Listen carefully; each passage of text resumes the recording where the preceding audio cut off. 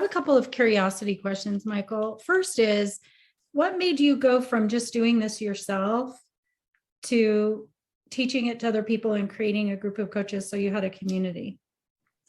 Well, so that just happened by demand.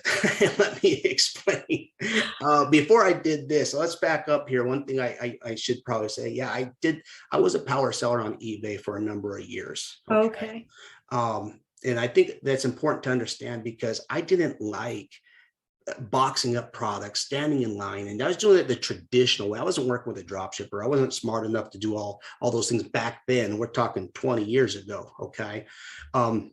So when I started learning what's working online, the people who are doing this with me, we became very good. We became very good, solid relationships and business relationships.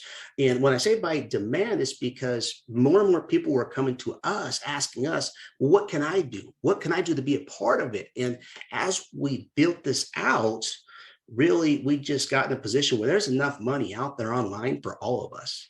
And so really, it doesn't hurt me one bit if every single one of us is doing this, right? So there's plenty of room to expand and to put us all in a position where we could work together as a team. And really, one thing that I've always learned is the minute you stop learning, unfortunately, that's probably the minute you die, right? So by having this network of experts and this team that we've actually put together and our coaches, we've learned a lot from each other. And by all means, it seems that there's not one person that can do all of this. It took a lot of people, one person teaching me one aspect, another teaching me another. Does that make sense? Yeah, it does. So who are the most likely? So you have people coming to you, right? And you bring on students. I know you can only handle a certain number at a time, which is why we're talking tonight. And you always want to make sure it's a good fit. But what commonalities are you finding in the people that are coming in that you work with?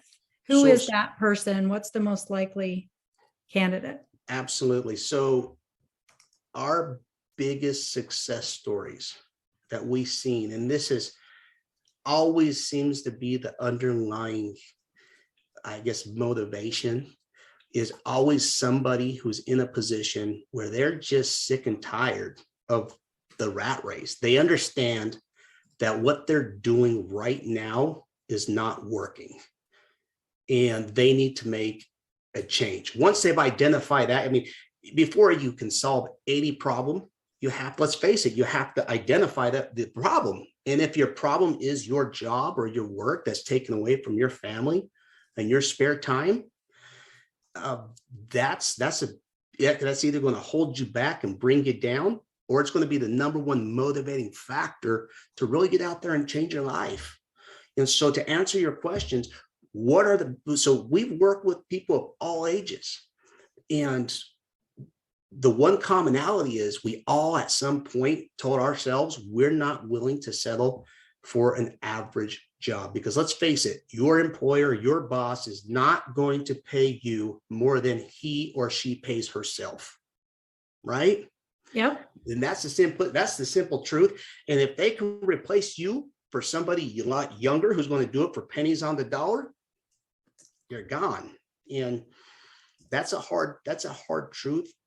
People always have this fallacy of, I have job security, or if I put in my 20 years, I can retire. But we see every day more and more companies are going overseas. They're going bankrupt. They're closing their doors. And so to answer your question, those are the most successful clients that I've been able to work with, really to take them from the employee to entrepreneurial mindset.